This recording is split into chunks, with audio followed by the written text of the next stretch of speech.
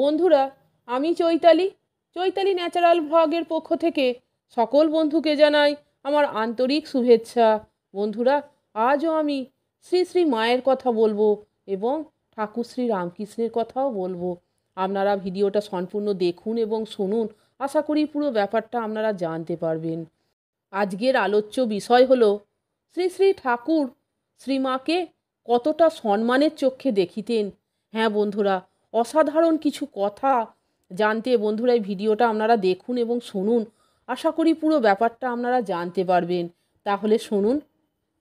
ঠাকুরের অন্তর্ধানের পর শ্রীমায়ের ভরণ পোষণের চিন্তাও ঠাকুরের মনে উঠিত। তিনি অত ত্যাগী হইলেও একদিন শ্রীমাকে জিজ্ঞাসা করিলেন, তোমার ক টাকা হলে হাত খরচ চলে? মা বলিলেন, এই 5-6 টাকা হলেই চলে। তারপর প্রশ্ন করিলেন, বিকেলে কখানা রুটি খাও? মা লজ্জায় মাটিতে মিশিয়া গেলেন। খাবার কথা কি করিয়া বলেন? এদিকে ঠাকুরেরও প্রশ্নের বিরতি নাই। তখন তিনি বললেন, এই 5-6 খানা খাই। ঠাকুর খরচের পরিমাণ হিসেব করিয়া বলিলেন, তাহলে 5-6 টাকায় তোমার খুব চলে যাবে। পরে ওই পরিমাণ টাকা তিনি বলরামবাবুর নিকট গচ্ছিত রাখেন। বলরামবাবু ওই টাকা জমিদারিতে খাটাইয়া 6 মাস অন্তর 30 টাকা সুদ শ্রীমাকে পাঠাইয়া দিতেন। ভাবিয়া সত্যি অবাক হইতে হয় যে আত্মভাবে বিভোর ঠাকুরের দৃষ্টি কত দিকেই না প্রসারিত থাকিত। আবার সর্বদা আজ্ঞা পালনে তৎপর ভক্তবৃন্দে পরিবৃত থাকিয়া এবং স্বয়ং ঈশ্বররূপে পূজিত হইয়াও তিনি অপরের ব্যক্তিগত সম্মান ও স্বাধীনতার মর্যাদা কিরূপ অক্ষুণ্ণ রাখিতেন। শ্রীমায়ের প্রতি তাহার সৌজন্যের দৃষ্টান্ত আমরা শ্রীমায়ের কথাতেই পাই। শ্রীমা বলতেন, আমি এমন স্বামীর কাছে পড়েছিলুম যে তিনি কখনো আমাকে তুই পর্যন্ত বলেননি। ঠাকুর আমাকে কখনো ফুলটি দিয়েও ঘা দেননি, কখনো তুমি ছাড়া তুই বলেননি। শ্রীমা একদিন দক্ষিণেশ্বরে সরু চাকলি ও সুজির পায়েস প্রস্তুত করিয়া ঠাকুরের ঘরে দিতে গেলেন। খাদ্যগুলি যথাস্থানে রাখিয়া তিনি চলিয়া আসিতেছেন। এমন সময় লক্ষ্মী দিদি খাবার দিয়া গেলেন মনে করিয়া ঠাকুর বলিলেন, দরজাটা ভেজিয়ে দিয়ে যাস। শ্রীমা বলিলেন, হ্যাঁ, দরজা ভেজিয়ে রাখলুম। ঠাকুর শ্রীমায়ের গলার স্বর বুঝিতে পারিয়াই সংকুচিত হইয়া বলিলেন, আহা তুমি, আমি ভেবেছিলুম লক্ষ্মী, কিছু মনে করো না। অজ্ঞাতসারে দিয়ে যাস বলিয়াই তাহার এত সংকোচ।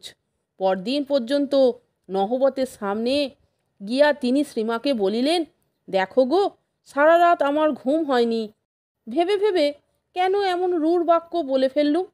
স্ত্রীলোক মাত্রে জগদম্বার মূর্তি দর্শনকারী শ্রী শ্রী ঠাকুর শ্রীমাকে কত সম্মানের চোখে দেখিতেন তাহার দৃষ্টান্ত স্বরূপ তিনি একদিন ভক্তদিগকে বলিয়াছিলেন যে শ্রীমা তাহার পায়ে হাত বুলাইয়া দিবার পর তিনি আবার শ্রীমাকে নমস্কার করেন। অন্য আর এক ক্ষেত্রে বলিয়াছিলেন, আমি এক জায়গায় যেতে চেয়েছিলাম, রামলালের খুঁড়িকে অর্থাৎ শ্রীমাকে জিজ্ঞাসা করাতে বারণ করলে আর যাওয়া হলো না। এই রূপে শ্রীমাকে সর্বদা সম্মানের চোখে দেখিলেও এবং তাহার প্রতি তদনুরূপ ব্যবহার করিলেও ঠাকুর জানিতেন যে উভয়ের মধ্যে বয়স ও অভিজ্ঞতার পার্থক্য অনেক।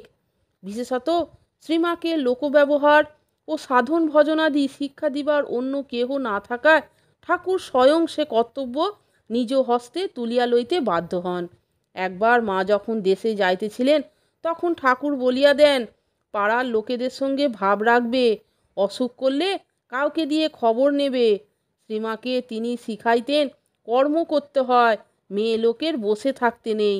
বসে থাকলে নানা রকম বাজে চিন্তা কুচিন্তা সব আসে। একদিনের কথা, শ্রীমা বলিয়াছেন, ঠাকুর কতকগুলি পাট এনে আমায় দিয়ে বললেন, এইগুলি দিয়ে আমায় শিকে পাকিয়ে দাও, আমি সন্দেশ রাখবো, লুচি রাখবো ছেলেদের জন্য। আমি শিকে পাকিয়ে দিলুম আর ফেঁসোগুলি দিয়ে থান ফেরে বালিশ করলুম। চটের উপর পটপটে মাদুর পাততুম আর সেই ফেঁসোর বালিশ মাথায় দিতুম। তখনও তাইতে শুয়ে যেমন ঘুম হতো, এখন এই সবে অর্থাৎ খাট বিছানায় শুয়েও তেমনই ঘুমোই, কোনো তফাৎ বোধ হয় না মা। স্বভাবগুণে এবং শ্রী রামকৃষ্ণের শিক্ষা প্রভাবে শ্রীমা সত্য সত্যই যখন যেমন তখন তেমন, যেখানে যেমন সেখানে তেমন, যাহাকে যেমন তাহাকে তেমন, এই উক্তিটি জীবনের প্রতি কার্যে এতই প্রতিফলিত করিয়াছিলেন যে শ্রী শ্রী ঠাকুরও একদিন সবিস্ময়ে ভাগিনী ও হৃদয়কে বলিয়াছিলেন, ওরে হৃদু, আমার বড় ভাবনা ছিল যে পাড়া গেয়ে মেয়ে, কে জানে এখানে কোথায় শৌচে যাবে আর লোকে নিন্দে করবে, তখন লজ্জা পেতে হবে। তা ও কিন্তু এমন যে কখন কি করে কেউ টের পায় না, বাইরে যেতে আমিও কখনো দেখলুম না।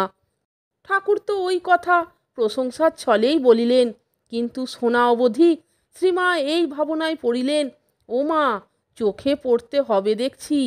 তাই তিনি ব্যাকুল হইয়া জগদম্বাকে ডাকিতে লাগিলেন, মা, আমার লজ্জা রক্ষা করো। জগদম্বা সে প্রার্থনা শুনিয়া তাকে এমনই সন্তর্পণে রাখিতেন যে দীর্ঘকাল দক্ষিণেশ্বরে বাস করিয়াও তিনি কাহারও দৃষ্টিপথে পতিত হন নাই। তাই মন্দিরের খাজানজি একদিন তাহার সম্বন্ধে জিজ্ঞাসিত হইয়া বলিয়াছিলেন, তিনি আছেন শুনেছি, কিন্তু কখনো দেখিতে পাইনি। তাহলে বন্ধুরা, ভিডিওটা আপনারা সম্পূর্ণ দেখলেন তো এবং শুনলেন তো ঠাকুর শ্রী রামকৃষ্ণ এবং শ্রী শ্রী মায়ের কথা। শ্রী শ্রী ঠাকুর শ্রী শ্রী মাকে কতটা সম্মানের চোখে দেখিতেন। হ্যাঁ বন্ধুরা, ভিডিওটা যদি আপনাদের ভালো লাগে তাহলে একটা লাইক, কমেন্টস এবং আমার চ্যানেলটিকে সাবস্ক্রাইব করে আমার পাশে থাকবার অনুরোধ করলাম। এই রকম আরও অনেক ভিডিও পেতে বন্ধুরা প্লিজ আমার চ্যানেলের ভিডিওগুলো আপনারা একটু দেখুন। ভালো লাগলে বন্ধুদের মধ্যে শেয়ার করে দেবেন। আপনারা সকলে ভালো থাকবেন, সুস্থ থাকবেন। আমি আবার আসছি পরের দিন অন্য কোনো ভিডিও নিয়ে। ভিডিওটা সম্পূর্ণ দেখার জন্য আপনাদের আমি অসংখ্য ধন্যবাদ জানাচ্ছি। জয় শ্রী শ্রী ঠাকুরের জয়, জয় মা সারদা, জয় মা জগদ্দম্বা, জয় মা জগৎজননী, জয় গুরু, জয় গুরু, জয় গুরু।